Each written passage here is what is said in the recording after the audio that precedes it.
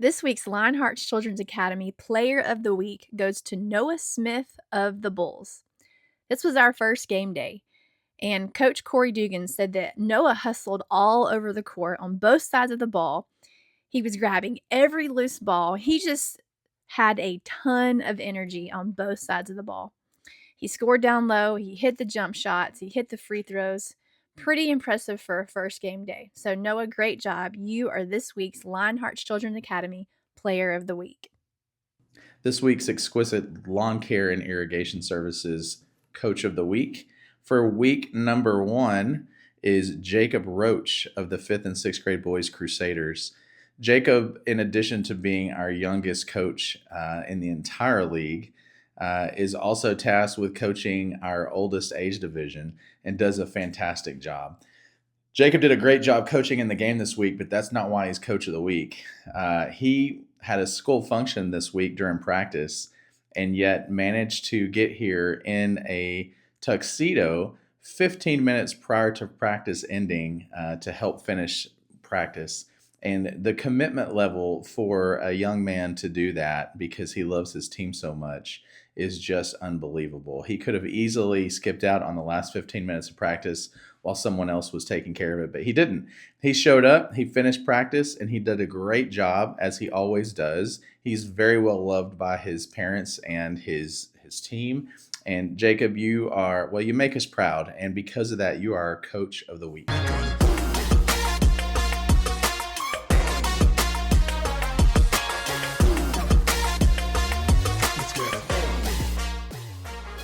All right, welcome to episode 55 with Winning with the Home Team. I'm Katrina. I'm Todd. And I'm Dante. Yes, Dante, what's up? What's up? Dante, if you don't know Dante, he's a good friend of ours. You came through, I met you through, was it Ajay or was it through basketball? Yeah, one of the two. Yeah. Eric, our pastor, plays basketball on Wednesdays, and he got a group of guys together. And so sometimes you guys still play at the LC. Yep. But now you have a group that sometimes plays on Saturday nights. Yep. Yeah. So, but yeah, Dante, introduce yourself. Tell us about yourself. What do you do? Yeah, my name is Dante. I have a beautiful wife at home. Her name is Taylor. 2 kids, Shepherd and Shiloh. One's about to be 4. Actually, on the 22nd. What's the day? Is it 18? Okay. Well, his birthday's coming up. Yeah. Well, let's air in December. So he'd be 4. So and then Shiloh's 7 months. He's a big baby. Yeah. So you're in the thick of it, right? I am, yeah. Like you have a 4-year-old and a 7-month-old. Yeah. It's weather. Yeah. Yeah. So do you guys divvy up the responsibilities for the kids, or Me? y'all play zone D? Yeah. No, like I'm all things like 2 a.m. to 7 a.m. Okay. And then The night shift. yeah, and then my wife does pretty much the rest. Yeah, I don't work. So yeah. Are they sleeping during that time? Yeah. God has blessed us our kids that sleep. So It's really good. yeah, Shiloh sleeps through the night. Shep most of the time. The most he does is get in our bed. So Yeah. So that's good. What would you say so far is the most fun thing of being a dad? I like when they're little and they can't talk and pick them up and throw them on and they smile and it's gummy. Yeah, I like that part. Yeah, it's fun. Shep is learning how to talk though, and he can talk back. I think the other day he's like, "Dad, I don't like you. You don't play with me." Oh, And it's just like, okay, like you just go forward and tell him why he can't say that to be respectful and things. So, yeah, I'm in the stage where I'm being tested with one, but the other one is still smiley. Yeah. the 7-month-old. Yeah, that's cool. Tell the folks about your business. What do you do? Yeah, I do a logistics business, right? So we have a couple of trucks, and I'm in charge of finding freight for them to move around every day. Yeah, we do some real estate investing. Yeah, that's pretty much it. Would you classify yourself as an entrepreneur? Yeah, Yeah. I think that's how. Yeah. When did you know that about yourself? I was a senior in high school, and I got invited to this like business school camp at the University of Texas, and it was so lame because I wanted to play basketball. But I went, We're supposed to talk about it. And Yeah. I went and we had to do this whole pitch deck thing on businesses, and I found a love for just creating things that serve people. And you make money on the way, but serving the people is the best, right? Yeah. That's cool. Yeah. Well, today specifically, we're going to talk about this subject. Where I think that, as we see it in our world, there's a lot of guys. I think we're seeing it more and more, where there's a lot of guys who just get stuck in their sports dreams, right? Like we're winning with the home team. Like we want, we think that sports is a great avenue to build character, but not so that they can go and play NBA ball, but so that they can develop character and move on and become better men or women of society. Right. And I know that you and I had a conversation in my office. I guess it was about a month ago. And you were just saying, like there's some guys that just won't give up on the dream of playing basketball. Mm-hmm. Talk to us about that. Yeah, man. I just I've been playing basketball since I was 3 years old. That's a long time. It's crazy. But along the way, I've met some guys that have been playing maybe just as long as me or longer, and for whatever reason, they can't seem to shake like this itch that they have to either become pro or play at these high levels overseas. And it seems like, I don't know, maybe they've become so attached with basketball that they can't separate themselves from.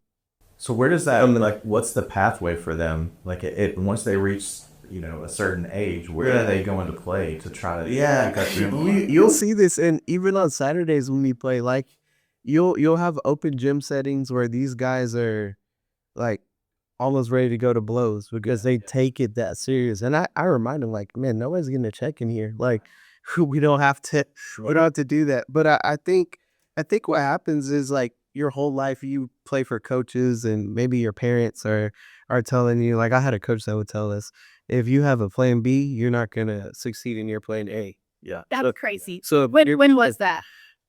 16 years old in high school. Yeah. And so we played competitively, but also, man, like, why are you a grown man telling kids? So I guess where he's coming with that I get it. is burn the ships, right? Like you need to be all in on your dream. Yeah, and I guess that's where he's going with it. But like only 0.1% of people who burn those ships make it to the destination. Yeah. So what about the other 99% of kids that you talk, like? It sounds good in the huddle, but it's a harmful message, right? That's not good. Well, I would imagine he said that, in the context of, was it like a halftime thing that he said that, or like a practice or something? He said it a lot. Man, so in my mind, I'm like, maybe he just said that to motivate the guys to go harder and to do better. Right. But you're saying he said that a lot, like, don't focus on anything other than basketball. Well, he didn't say it like that, but he said, if you have a plan B, then your plan A doesn't work. Because he's saying you're hedging your bets, right? Yeah. Like you need to be all in on what you're wanting to accomplish. So, I mean, I see the thought behind that, but he's not thinking about what happens to all those kids who don't make it. Mm-hmm. Yeah. And there's like 12 guys to a roster in the NBA with 30 teams. Like a little bit over 300 people that play. The math doesn't work out. No, you're not. So how... When did you immediately think to yourself, this isn't right? Or did you buy into it? I did. Okay. Yeah. Like we would wake up at 6 a.m. and work out, play basketball. Yeah. We had to go to school. And then we had a period in class where it was a basketball period we played. Then we practiced after school. And then we go to the gym after that. And so you would play 6-7 hours of basketball a day, and then wake up and do it again. Yeah. And that's what we thought was normal. That's what everybody in my circle, my sphere of influence would say, like, we're going to the NBA. Yeah. It's like, well, and that's the danger, right? Like the kids want that. They want to hear that because they love the game so much. Mm-hmm. And I mean, I didn't want to hear when I was in high school or college, like, your days are numbered, you need to prepare yourself. Right. But I had coaches, I had parents that would tell me the same thing, like, where are you at with your books? Are you studying the right amount? Yeah. I didn't want to hear that. Like, that's not fun to me. This is fun. Yeah, I think that's what's saving me though. My parents never let me. Yes. Yeah. Yeah, thankfully they weren't. Yeah, but I have some friends that didn't have the same privilege. So yeah, Yeah. Yeah, I think it is hard because culturally, I mean, if you're playing a sport, that is what you're hearing. It's like, and you got to be better than the next guy. And if you think that you're better, if you think that you're the best in this tournament, you might be the best in this tournament, but there's somebody always working harder than you are, right? That's the constant message that you. And it's not a bad message. Like, I mean, if we want to get better, I mean that we do have to do those things. But yeah, but I think that when it's taken overboard like that and you have one direction, that's where it gets tricky. So we see these guys, right? Like we see these guys, like you're mentoring these guys, um, and they're stuck in their basketball dream. Like do you ever sit like how does that conversation go? Do you ever challenge them to think outside of their box of basketball? yeah, definitely. I think one of the questions I ask all the time is like, "Who are you outside of basketball?" That's one. And these are grown men, Yeah, not kids. you know, We're right? talking about. No, no, yeah. Yeah. Like when this ball stops, who are you? Like, I try to invite some dudes to come bowling, right? And just so we could do something else. Yeah. And it's competitive and it's fun, but I'm trying to show them that like there's life outside of basketball, right? Yeah. I asked one kid that, and he was like, "Man, you know what? I've never thought about that. Like, I've gone through my whole life just trying to be a better point guard, and it's like." Bro, like it's cool, but like God didn't create you for that only in itself. Like you can use basketball and you can play forever until you can't walk anymore, right? But I think when you start to mix that with your identity, it's very dangerous because then you get injured or whatever, and then who are you, Yeah. right? So yeah, That's crazy because I've been there on Wednesday mornings when you guys are playing, and I've seen a couple times where you're right, it almost comes to blows. right. Where somebody will get mad and just storm out of the gym. And maybe it's an indictment of me because I'm just like, oh, well, he had a bad game or whatever. I don't think much about it. But they're right. Those are guys they live and die Right. by what's happening. Like, Yeah, there's a lot on the line for some of the guys, man. I think, you'll see them like a couple guys miss a few shots and they just leave in the middle of the other. yeah. Like, why? I asked them, why does it matter so much to you? It's a ball in a run. Like, if you can throw it in better than whoever, like, who cares? But I think when you attach it to your worth, That's so good because you look at it from a biblical perspective, and the ego and the pride that's involved is so high. yeah, And I mean, maybe that's where we have to get to is just reminding ourselves, what does God say about this? yeah, for sure. I think that's right. Yeah, I think, man, this conversation is so important. You mentioned identity, and other than God having a breakthrough in their life, what are some other ways in which they can realize that I'm more than how many shots I make or where I make it professionally? Yeah, it's sad. I think the only thing that really helps is when it's taken away. Like you can't do it, right? So, part of our story is in ninth grade. I was like that. I had my identity in basketball. I got good grades, and I love my family, right? Uh, all in one year, I had I also had a lot. I had a lot of clothes, material things, like all that stuff. Like was who I was. Had a house fire and burned all my stuff. My parents got a divorce, and they Same year. all in the same year. Wow! And right before that, I had given my life to Christ. Like I want to follow the Lord, and I remember reading the verse in Luke, right? If you want to follow the Lord, you got to give up everything, and then it happened. So for me, like at the time, that was devastating, but it was also a blessing now because I saw that like, oh, these are just things and they can go away. Like a lot of people say that, yeah, but it doesn't go away. Right.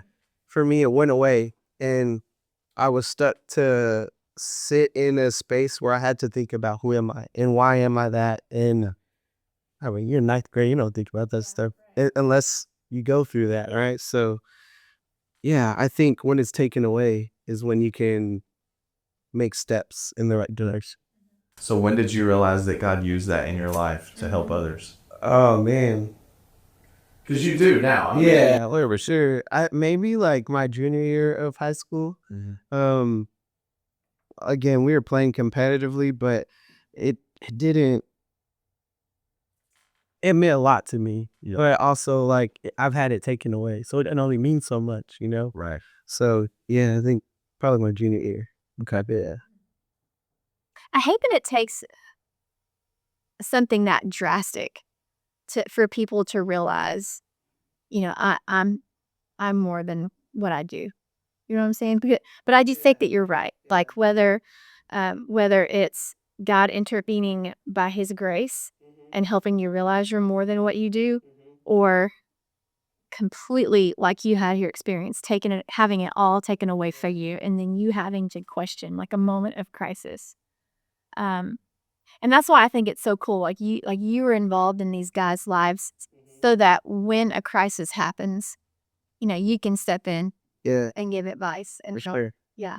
Yeah, I think not even in sports, right?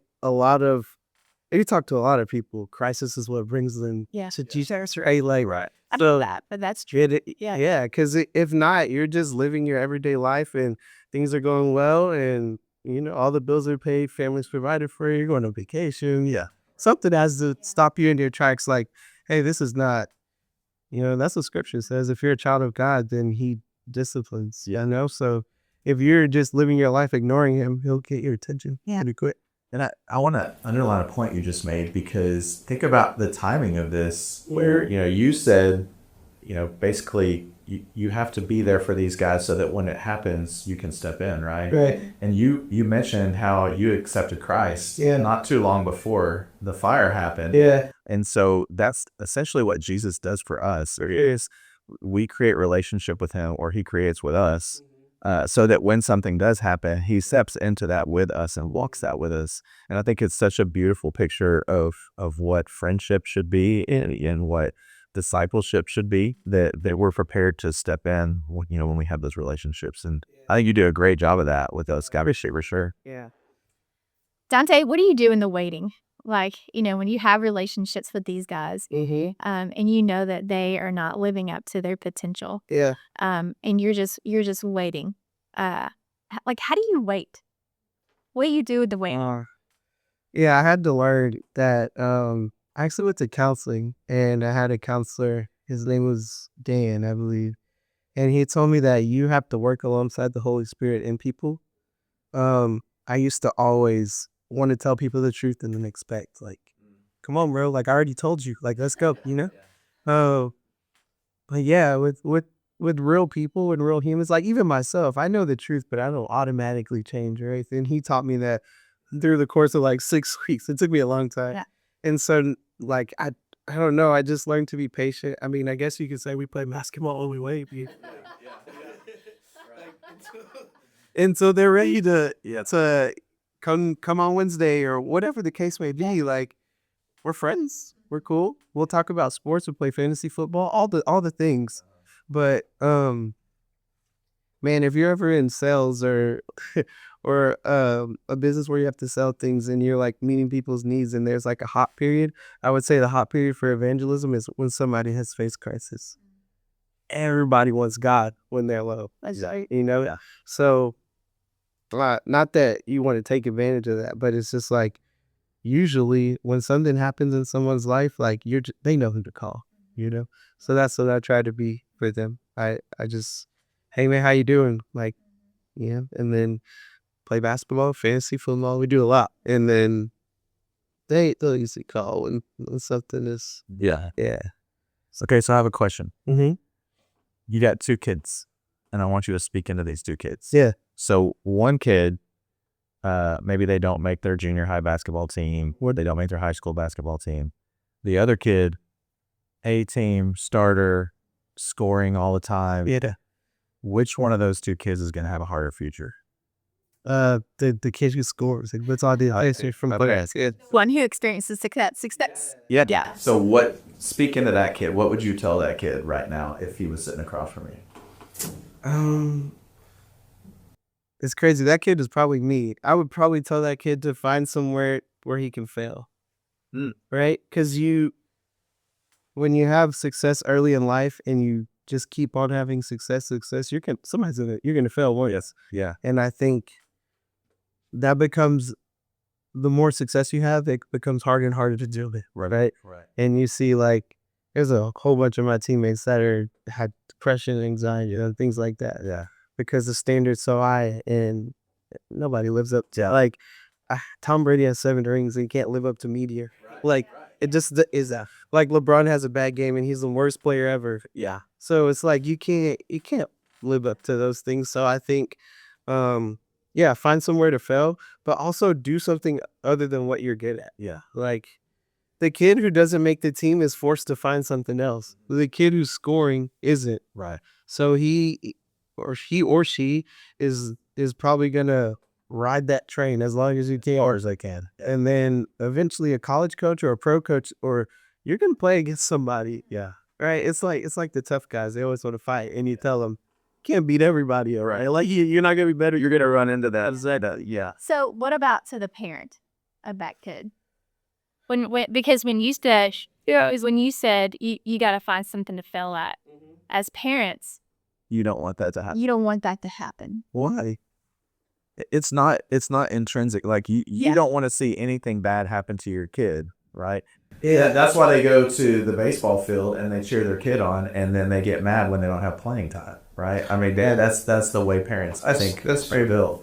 So what do you tell those parents? Because it's hard for you to see. Like we've mentioned many times, I think it's easier for me to fail on the field than it is for me as a parent to watch my kid fail on the field. Yeah. So how do you speak in the vet? Yeah. I think the truth is in anything you don't develop in success. Right? So man, I know it's hard to watch, but like, yeah, let the kid fail. It's okay. Yeah. You know, like I think it's harder in my relationship with my wife, like if Shep is doing something wrong and is failing, she wants to run out there. Yes. But we need the dads to be like, no, Yeah. like hold back, Right. let them grow, figure it out. Yeah, because if you protect your kid from any sort of hardship, adversity, I mean, you can't do that forever. One day you're going to be gone, and like they're not going to know how to deal with it. Yeah. Right. So I don't know what to tell the parent. You're like, I just started. Let's start. Yeah, but I do think there is value in failing. Yeah. No, I think you probably are speaking more wisdom than most parents would right now. 100. Yeah, the current culture of parenthood is not let me watch my kid fail. What you're in It's it? how can I set up my kid for success? Yeah. What does it look like to set your kid up for success? Even because every kid's not going to succeed. Yeah. Like, what's the attitude?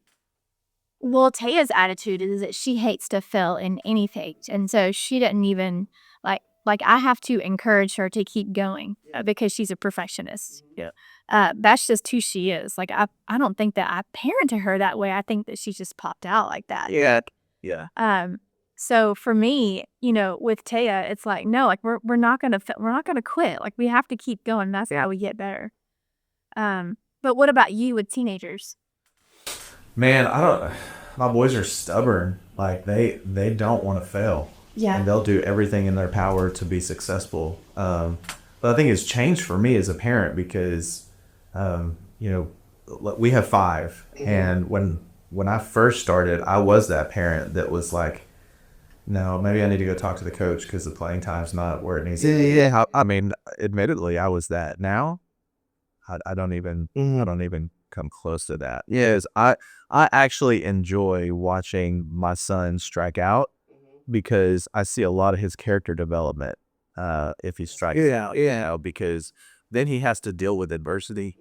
Because like those 2 kids, he's got to figure out now. Well, yeah, I'm not gonna hit 1,000.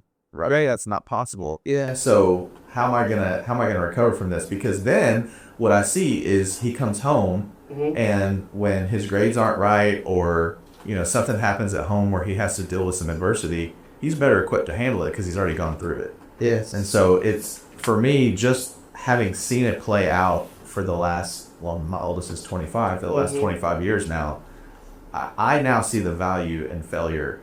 Not because you fail, but because of what it teaches you. Right. And how you handle it. But it doesn't mean that it's comfortable. Absolutely. Like as you're talking about, your boys, and watching them strike out play, it's not comfortable. Think about how Jesus feels when we sin. Yeah. I mean, it's not comfortable for him. Yeah. Yeah. And like I think to be able to to stand in the stands or sit in the stands and watch your child strike out. Like, you've got to be okay with failure first. Yes. That's good. Because if you're uncomfortable with your son or daughter failing, Yeah. you're gonna make it all about you. Like, oh, we should have practiced more, or I should have, why did they do this? But yeah, I think that as a person, you have to be comfortable failing before you can be comfortable with your child failing. Yeah. That's why I think That's hard it is hard. because none of us want to fail. No. But what you said, look for a place to fail. That's brilliant. It really is, because it's teaching kids or grown-ups, go find something that you're not good at to get better. Right. I love that. Yeah. I love that. I think too, like, if you're thinking about parenting, right, and you're trying to protect them from failing, what's the alternative? That they succeed in everything? Right. Like, it's not Yeah. right. Yeah. So Realistic. then you're putting yourself in a super stressful situation where you're trying to make sure that your kid goes everywhere, and that, like, you're gonna send them to summer camp at least once or twice, right? You can't be there and stop it. Right. Yeah. So you just prepare them for that. And the flip to that is, I my boys were baseball players mostly, and so you would watch these select teams. A kid would not get the playing time that he wanted, so the parent would switch teams, and then they didn't get the playing time there, so they'd find another team, and it's just like moving them around. What are you teaching your kids? Yeah, you're teaching them everything is wrong with everybody else. It's not you. Yeah, exactly. Which is why I hate the transfer portal. Which is what we see currently. I mean, that's just that's what it is. Yeah, for sure. It's sad, but it is. Yeah. Different. So what about the other kid who didn't make the team? Life has its natural way of developing that kid. He'll be fine because he's struggled early. I think if he didn't make the team, though, he's gonna be forced to find something that he's gifted in. I have this thing. I don't know if we have time to go down this trail. Oh, we had time. Okay. I really believe, so the scripture says that God has given everybody a gift. Is a spiritual gift or a gift that you can use, like, in our world, right? I feel like the human journey should be to find that gift. And I say this because if you're able to find that gift, you can now do something that you enjoy to serve others. If it's a gift, you're good at it. Yeah. Yeah. If you can become so talented at anything, you have influence in that circle. Yeah. If you're a Christian, use that influence to tell people about Jesus. Yeah. I think if we all were raised in the way that I'm saying, where we weren't afraid to fail, then we try more things, and more people would find their gifts, and more people would come to Christ. Yeah. That's what I think. Yeah. But I think what happens is if you don't teach a kid to find something to fail in or not be scared to fail, well, then they might be scared to try new things. And then the more things that they don't try, the least they're going to be able to find their gifts and impact the kingdom. Yeah. So I think God creates mechanics. God creates, Yeah. God creates architects. God creates project managers. God creates a million different people that are skilled in different things. And man, if you're just do your best in your sphere of influence, like, you have ultimate influence and say over whoever's around you. Yeah. So I literally try to prepare my kids for that. Like, I pray with Shep every night. Like, we hope he finds Jesus early in his life so he can use his gifts early on to help build the kingdom. Yeah. And I feel like that's the goal. Yeah. That's right. Like, your gift's just not basketball. It's not football. It's okay. Yeah. But find what it is and use that. Yeah. What if So, we got when you were if you said your gift's not basketball to a guy who thinks his gift is basketball and he's still striving to go to the D League or the NBA or whatnot, and he's in his 20s now, like, what would you say to him? If I told him that, Mhm. I would probably not say that first. Because then I would lose all credibility. Like, That's important. I would turn into a hater. Another guy who's telling his mom's telling him, his girlfriend's probably telling him, I don't want to turn into that. But what I would tell him is like, hey man, like, what do you do when you're not playing? Do you enjoy taking pictures? Do you enjoy like, I'm trying to get to that same thing without telling him, like, Right. bro, you can't. But if you can't, I don't know, man. I feel like some guys are delusional. If you can't come on Wednesday and win, you shouldn't be trying to go pro, right? Like, this is recreational. So, I mean, the same for parents. Like, if you're going to go pro in a sport pretty early, 7th, 8th grade. Yeah. Especially now, like, these kids are getting national attention. If your kid's not, it's fine. But you don't have to keep pushing and pushing. Yeah. Yeah. It's okay. Yeah. That's why when he came in, he asked us what we do when we're not podcasting. It was his nice way of saying, maybe you should think about it. I'll continue to search for my gifts. Yeah. That's good. We speak to parents so much on this podcast. Because, we have so many athletes that come through the LC and their parents, are just like you. A lot of them are fairly new parents and they're trying to figure it out. Right. And there's every kid is different. For sure. Every kid is different. And so when you're talking about finding a way to speak to them, you're right. You can't just go to people and say, hey, bro, this is not your game. Yeah, you can't. You've got to develop a rapport with them. And I think to me that speaks to the relationship that we have with our children. Yeah. That you've got to find out what makes your child tick. You got to find out what's the best way to approach them. Because even within my family, how I talk to each kid is completely different. All right. Completely different. There is one that I can say, this ain't you. Like, you need to find something else. And they'll be like, all right, cool. Yeah. But if I said that to my daughter, that's not Suddenly out the enemy. Yeah. Like you're saying. So, we have to figure out how to talk to our kids. For sure. Well, Dante, thanks for your time. I appreciate you having. I appreciate, you're an example of just patiently enduring for when that moment comes when you can speak God's name as a boy. Yeah. I don't think I would ever have described myself as patient, so I appreciate it. Well, you're probably learning that as a parent, though. Yeah, for sure. 3-year-old gotta be patient. Yeah. So, any parting last words or advice? I always try to get people to ask themselves why they're here. It's like, if God created everybody for a purpose, then why did he make you? Why are you here? Yeah. That's awesome. Okay, well, that's the question, guys. Why are you here? So, Dante, thanks. I appreciate it, guys. And thank you guys for listening to this episode. Hey, if you're not following us yet, go ahead and hit the subscribe button and the like. And we'll see you guys next week. Man, thanks so much for listening. If you enjoyed hearing us ramble about youth sports or other strangely interesting sports topics related to families, please go and like and subscribe to the show so that you can get regular updates when a new podcast is released. We'd also love to connect with you. Head on over to our socials. We're on Facebook, Instagram, and YouTube. We're under LC Sports and Recreation. And if you're new to our podcast, go check out some of our previous episodes on YouTube, Apple Podcasts, Spotify. There's some good stuff on there. And pay attention because these come out pretty quickly, weekly, as a matter of fact. And you're going to learn a lot about what we have to say with regards to our league and how to win with the home team.